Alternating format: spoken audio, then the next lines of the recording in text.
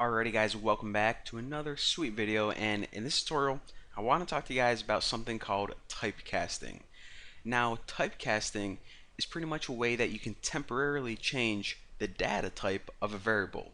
So you can pretty much turn floats into ints into floats, tomatoes into tomatoes, potatoes into potatoes. So let's make a quick program. Let's say that you own a pumpkin farm and you want to figure. Really, someone is freaking texting me. I'm gonna read this. Who is it? Oh, it's my mom. No, someone else. Oh, Buddy is going to Cracker Barrel later, and he wanna know if I want to go.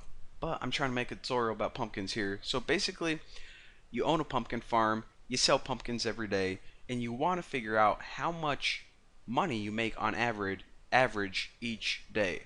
So let's go ahead and do that.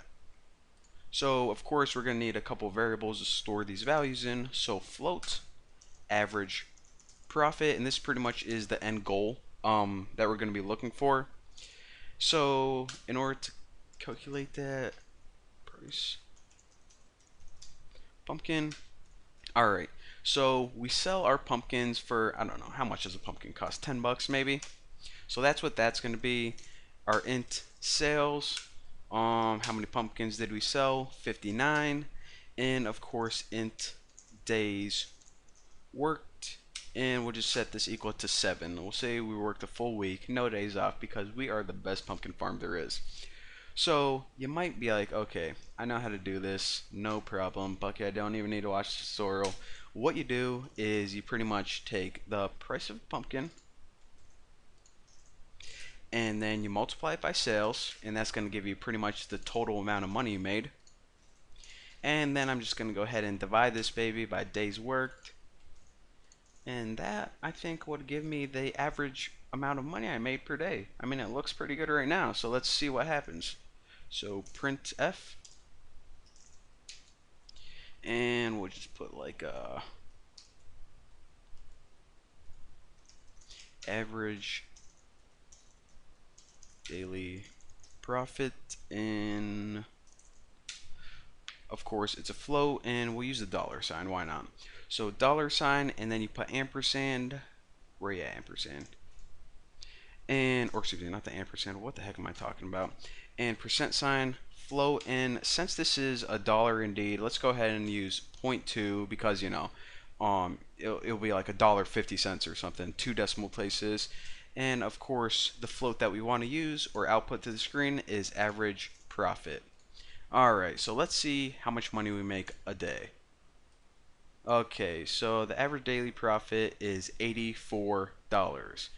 Okay, well, hold on a second. Let me just check something here. Calculator. You know, I have to verify this. I need to be very specific.